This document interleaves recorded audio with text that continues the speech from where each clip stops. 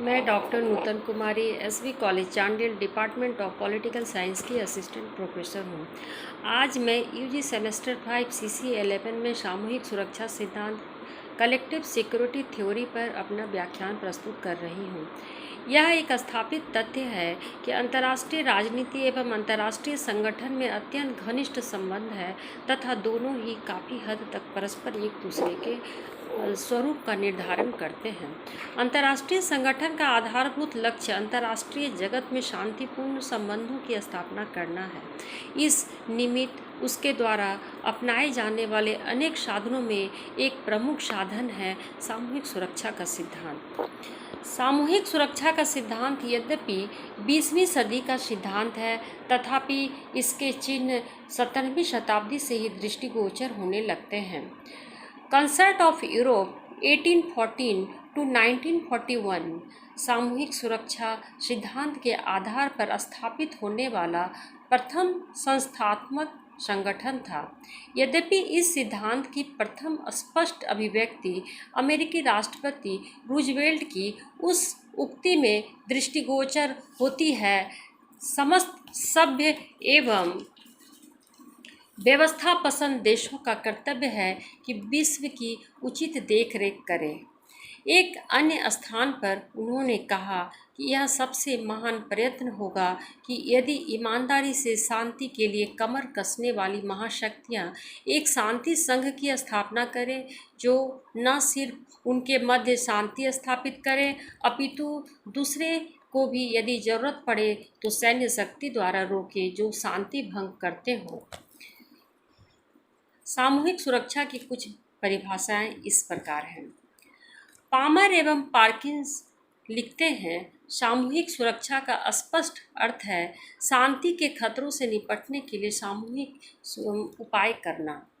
मॉर्गनथाउ सामूहिक सुरक्षा को स्पष्ट करते हुए बताता है कि सामूहिक सुरक्षा की कार्यकारी व्यवस्था में सुरक्षा की समस्या किसी अकेले राष्ट्र की समस्या नहीं होती, अपितु सभी राष्ट्रों की समस्या होती है जो इस व्यवस्था के अंतर्गत परस्पर आबद्ध होते हैं। सामूहिक सुरक्षा का मूल मंत्र है एक सबके लिए और सब एक के लिए। सामूहिक सुरक्षा सिद्धांत की कुछ विशेषताएं इस प्रकार हैं।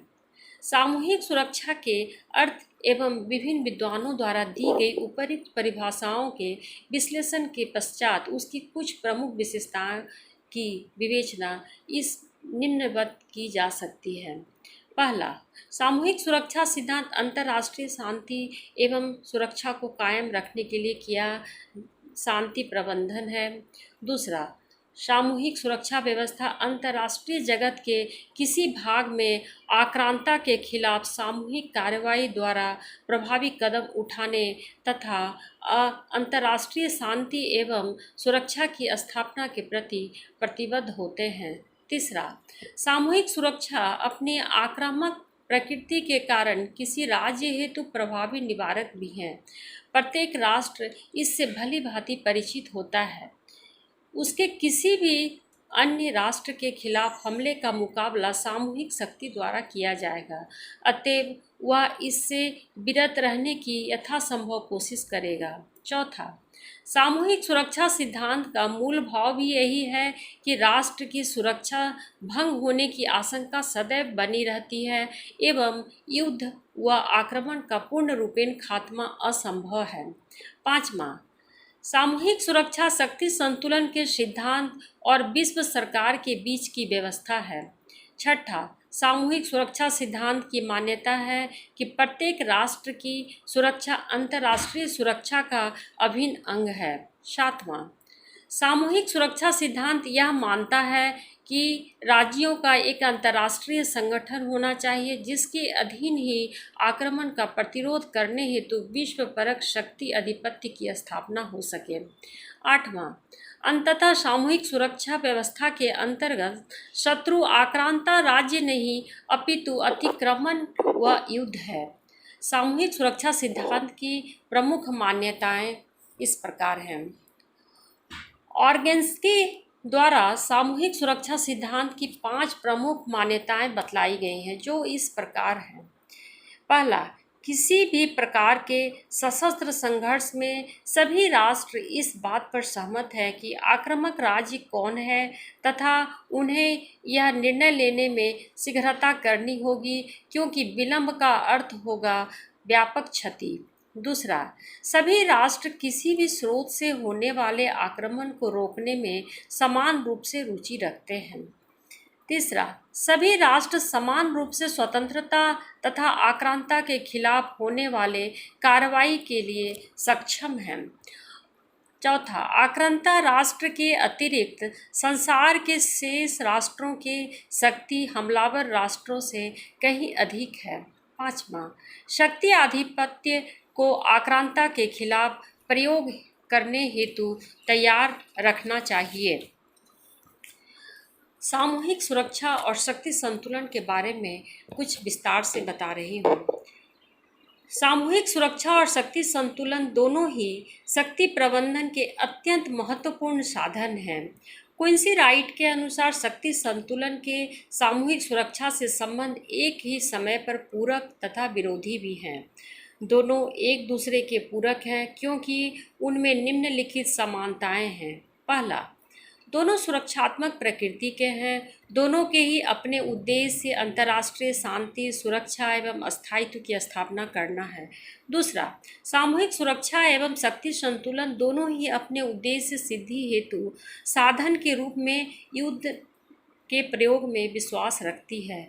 तीसरा, दोनों अवधारणाएं प्रतिरोध के सिद्धांत पर अवस्थित है। शक्ति संतुलन में जहां प्रत्येक पक्ष स्वयं को इतना शक्तिशाली बना देता है कि दूसरा पक्ष युद्ध का साहस न कर सके, तथा सामूहिक सुरक्षा में शक्ति के एकीकरण द्वारा विपक्षी या आक्रांता का प्रतिरोध किया जाता है। चौथा, दोनों ही सिद्धांत संप्रभु राष्ट्रों की इस इच्छा को मानते हैं कि वे आक्रमण के विरुद्ध अपनी प्रतिक्रियाओं में समन्वय उत्पन्न कर सकते हैं। पाँचवां, सामूहिक सुरक्षा और शक्ति संतुलन दोनों ही यह मान्यता है कि शक्ति का केंद्रीकरण व्यवस्था की सुरक्षा हेतु खतरा पैदा करता है। छठा, दोनों ही सिद्धांत की दृष्टि में शांति एक तुल्य भागिता अथवा बड़ी शक्तियों की शक्ति के मध्य संतुलन है। सामूहिक सुरक्षा एवं शक्ति संतुलन परस्पर विरोधी भी हैं क्योंकि उनमें निम्नलिखित असमानताएं हैं। पहला, सामूहिक सुरक्षा व्यवस्था एक सार्वभौमिक सहयोग संधि हेतु आधार प्रस्तुत करती है, जबकि शक्ति संतुलन सिद्धांत प्रतियोगी संधियों का। दूसरा, शक्ति संतुलन में संतुलन बनाए रखने में सक्षम बड़ी शक्तियां मुख्य कर्ता होती है, जबकि सामूहिक सुरक्षा में सभी राज्यकर्ता होते हैं। तीसरा, सामूहिक सुरक्षा की अवधारणा एक विश्व के सिद्धांत पर आधारित है, जबकि शक्ति संतुलन दो या दो से अधिक गुटों की कल्पना पर आधारित है। चौथा, शक्ति संतुलन में आपसी भय का वातावरण बना रहता है, जबकि सामूहिक सुरक्षा आपसी विश्वास पर आधारित होती है। पाँचवां, सामूहिक सुरक्षा का सिद्धांत एक आदर्शवादी सिद्धांत है, जबकि शक्ति संतुलन का सिद्धांत पूर्ण रूपेण यथार्थवादी। छठा, शक्ति संतुलन अंतर्राष्ट्रीय संगठन के बिना, जबकि सामूहिक सुरक्षा इसके द्वारा ही कार्य करती है। नमस्कार। इस प्रकार मैं अपना व्याख्यान यहाँ समाप्त कर रही हूँ। धन्यवाद।